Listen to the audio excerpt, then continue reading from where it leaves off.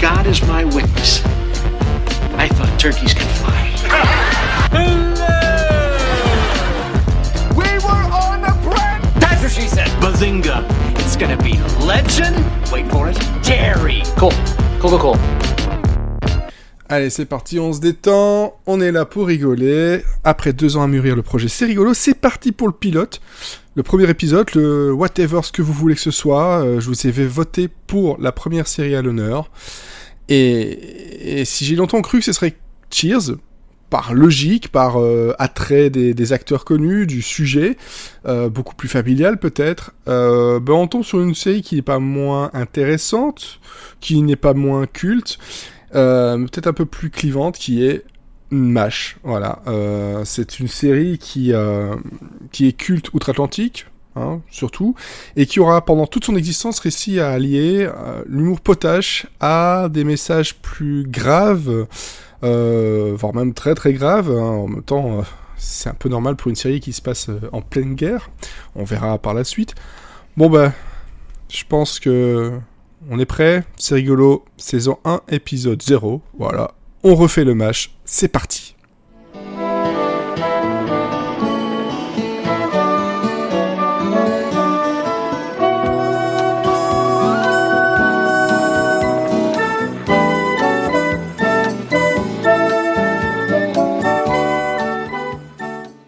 MASH.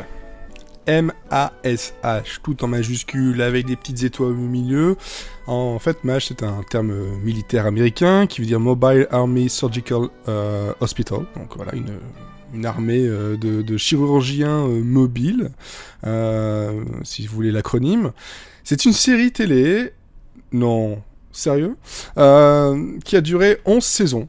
Entre 1972 et 1983 sur CBS et qui découle du film du même nom par Robert Altman en 1970 et qui lui-même était basé sur un roman autobiographique de Richard Hooker en 1968 qui s'appelait MASH, A Novel About Three Army Doctors. Voilà, donc globalement, avec déjà rien que le titre du livre, vous savez plus ou moins de quoi ça va parler, cette série. Ça a été créé par Larry Gelbart et Jen Reynolds. Au casting, on retrouve Alan Alda, Loretta Swit et Gary Burghoff, ou encore le regretté Wayne Rogers.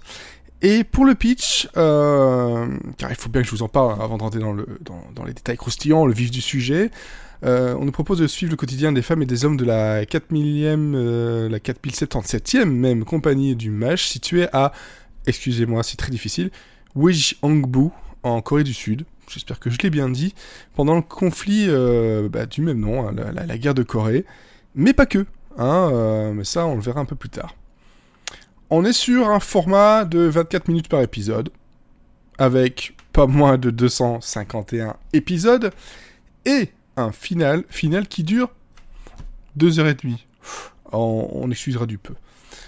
Bon, et ce qui fait aussi partie, vous verrez, d'un des épisodes records de la télé américaine. J'y reviendrai plus tard. Do you realize you have something in your mouth? What on earth could that be? Oh, looky. Little 6 painted on it. Could that be how old you are? Oh! Now I see. C'est vrai que quand je vous dis 24 minutes, voilà, je parle d'une comédie, on pense tout de suite, voilà, que la série va être une sitcom avec des rires enregistrés, surtout à l'époque, et uniquement ça. Et ce serait faire une erreur que penser que MASH n'est qu'une sitcom, parce qu'en fait, MASH, avec le temps et même globalement assez vite, est plus qu'on peut appeler on pourrait l'appeler une dramédie aujourd'hui, mais en fait, pour moi, c'est plutôt une comédie sombre, une dark comédie. Parce que les sujets traités, la façon dont elle va évoluer, va s'éloigner de plus en plus, malgré tout, de l'humour potache que l'on peut avoir dès les premiers épisodes. Alors oui, bien entendu, je vais pas vous dire qu'il y en a pas. Il y a énormément de blagues qui sont, comme je disais, potaches, il y a du cocasse, il y a du burlesque, il y a de la légèreté, parce que MASH est quand même une série qui est drôle à la base, mais pas que. Il faut bien retenir que les histoires racontées, attention, c'est très important, surtout dans les premières saisons, sont souvent basés sur des récits et des interviews de vrais membres de la compagnie, dont je vais arrêter de répéter le nom toutes les 5 secondes, MASH, voilà. Des récits qui vont donner naissance donc à bon nombre de moments et d'épisodes au ton bien plus sérieux, bien plus grave, mais aussi des épisodes et des messages qui faisaient la part belle à la critique, à la satire du conflit dépeint dans cette série. Et c'est là que vient toute la difficulté même de MASH et de sa critique, c'est que se déroulant à la presque fin de la guerre du Vietnam, il était important pour elle de faire passer un message, une critique, un commentaire de la guerre du Vietnam, sans pour autant la contester. Parce que c'était très très très mal vu politiquement à l'époque, et même pour les dirigeants de la chaîne CBS. This is not a good doctor-patient relationship here. Not even good acting. He's Japanese. They steal my country, enslave my people. Here for revenge. Damn it, I didn't invade your country. Talk to my relatives, pal. I'm from Bridgeport. Okay, Sluggard, come on. Vous verrez d'ailleurs que par la suite des podcasts si rigolos, si toutefois ça vous plaît, la comédie, en fait, c'est surtout en série, c'est fréquemment une fenêtre sur une époque, une retranscription, un témoignage d'une ambiance politique et sociétale, et MASH ne fait clairement pas exception. Et c'est clairement, pour moi, l'un des objets les plus en phase avec cette vision de retranscription de moments d'histoire. Alors, on va pointer directement du doigt l'éléphant qui n'amasse pas mousse au milieu de la pièce.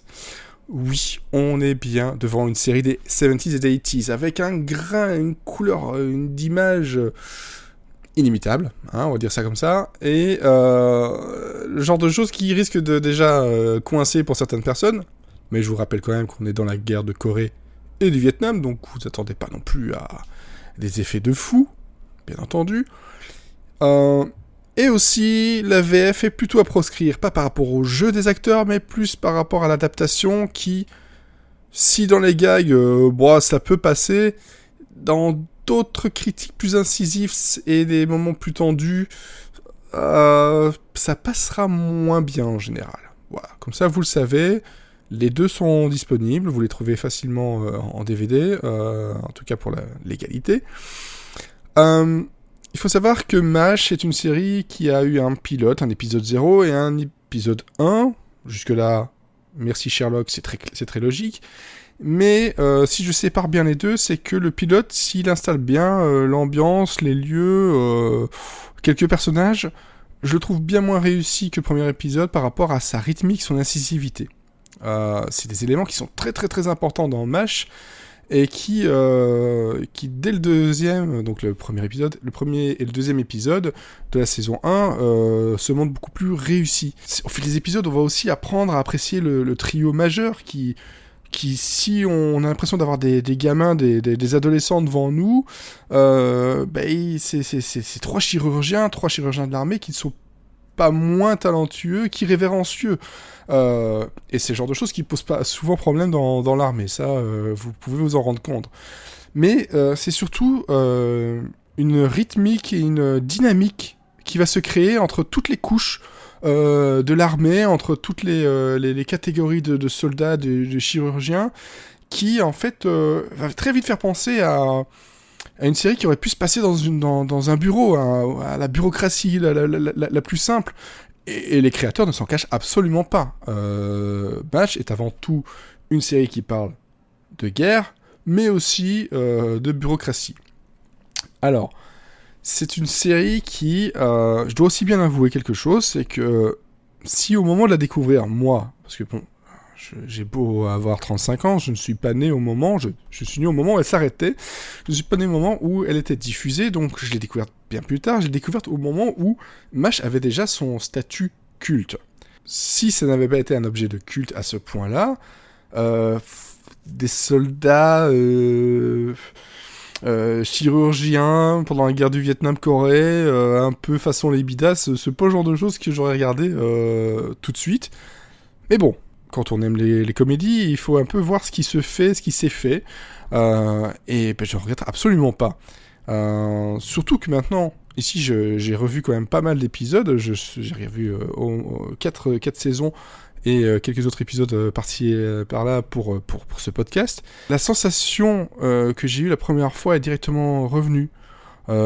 Cette sensation de mélange tragicomique qui détonne avec le côté rire, burlesque et concon, mais il y a les tensions, les drames qui se créent, il y a pas mal de choses comme ça qui se forment tout doucement, une espèce de monstre de sous-couche et de sous-lecture assez affolante, et directement je suis retombé dedans.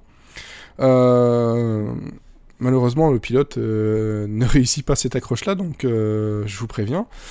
J'irai même, allez, on va être franc, j'irai même jusqu'à vous conseiller d'aller directement en saison 1, épisode 1, qui, je pense, suffit largement en tant qu'entrée en matière. En tout cas pour sa rythmique comique.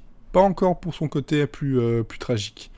La partie la plus sérieuse, la plus dramatique, si c'est cette partie-là qui vous intrigue le plus, qui vous intéresse le plus, il faut vous armer un peu de patience. Elle n'arrive pas tout de suite, elle s'infiltre doucement parmi les épisodes, parmi les saisons, pour mieux frapper là où on s'y attend le moins, et quand elle le fait, ça fait vraiment réfléchir, et ça fait parfois même très mal. C'est souvent très réussi.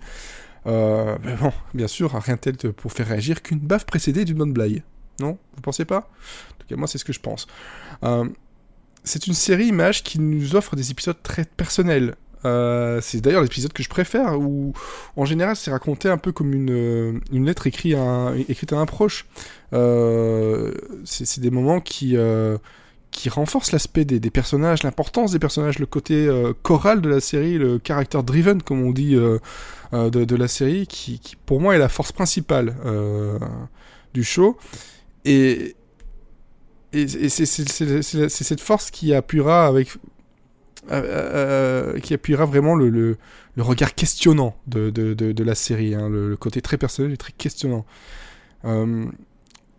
Pour moi, c'est une série qui est importante pour la culture sériephile, et je pense que vous avez déjà entendu le nom quelque part, parfois peut-être pour le film, parfois pour autre chose, hein, dans Scrubs on en parle, dans beaucoup d'autres, mais c'est une série qui a rapporté beaucoup de choses pour l'histoire de la télé et des États-Unis, voilà, et par extension apporté au monde. Et moi, voilà, ce que j'aimerais bien que vous fassiez ici, si jamais le sujet vous intéresse, c'est de regarder quelques épisodes et dites-moi ce que vous avez en retiré. Je vous conseillerais même de regarder des épisodes comme Dear Dad, qui est l'épisode 12 de la saison 1, qui justement utilise le côté lettre écrite. C'est un épisode de Noël en plus. Plus ou moins chacun des personnages va raconter des petites histoires qui lui sont arrivées, des choses parfois même très très étranges. Et pour moi, c'est déjà quelque chose qui résume très bien ce que peut être MASH dans ses rires et ses choses plus intrigantes. L'épisode 20 de la première saison aussi, The Army-Navy Game, qui lui par contre est plus du côté critique de la bureaucratie, hein, qui revient très souvent dans la série, qui est très cher aux créateurs. Sinon, faut aller chercher un peu plus loin, et là je vous conseille le dernier épisode de la saison 3 et le premier de la saison 4, qui eux sont plus des exemples de ce que la série peut avoir de comédie plus noire, de plus dramédie, de plus grinçante, qui d'ailleurs globalement redéfinissent même ce qu'est MASH. Le season final de la saison 3, je vous spoil le moins possible, excusez-moi, c'est un épisode qui va traiter du gaspillage que peut être la guerre, qui va en plus de ça réussir un effet de manche génial. C'est qu'il y a un effet de surprise qui va être créé à la fin de l'épisode, et la réaction des acteurs, que la plupart des acteurs ont eu, est une réaction naturelle, parce qu'on leur avait caché jusqu'au moment de l'enregistrement, donc jamais ils n'avaient vu ce qui allait se passer ou ce qui les attendait. Donc c'est ça crée vraiment une réaction, une tension beaucoup plus forte. D'ailleurs, c'est un élément qui a créé quelques conflits avec la chaîne, mais bon, MASH n'était pas à ça près. La saison 4, à elle toute seule aussi, d'ailleurs la saison 3, mais la saison 4 à elle toute seule vaut le coup d'être regardée, parce que déjà rien que le premier épisode va justement encore plus loin dans le côté fou de la bureaucratie, de gaspillage, avec un personnage principal qui va se retrouver dans une situation mais juste horrible, hein, et voir comment il s'en dépêtre et comment il peut prouver que ce qui lui est ce qu'il dit sur lui est faux. J'essaie vraiment de ne pas vous spoiler parce que c'est vraiment très très important. Voilà, déjà rien que ces 2 épisodes-là, c'est juste génial pour le côté tragicomique. Et alors, si vous avez le temps, parce que ça dure 2h30 quand même, hein, pub et douche comprise, le series final, Goodbye, Farewell and Amen. En 2h30, vous avez toutes les forces des 11 années d'écriture qu'on a eu jusque-là. Pour 11 années qui ont connu quasiment aucune perte de vitesse dans la qualité. C'est un épisode de revoir poignant, qui sonne juste de bout en bout, et qui en plus de ça s'offre le luxe de traiter avec une justesse rare le trauma d'après-guerre. Et ça il faut quand même le noter. Mais bon, je pourrais partir comme ça sur plein d'épisodes, j'en aurais tellement à vous citer. Mais le but ici, c'est pas de faire un top sans fond, ou d'être beaucoup plus long que je ne le suis déjà.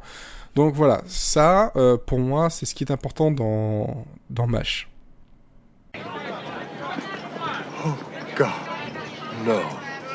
Is there anything we can do for him, Doctor? Doctor?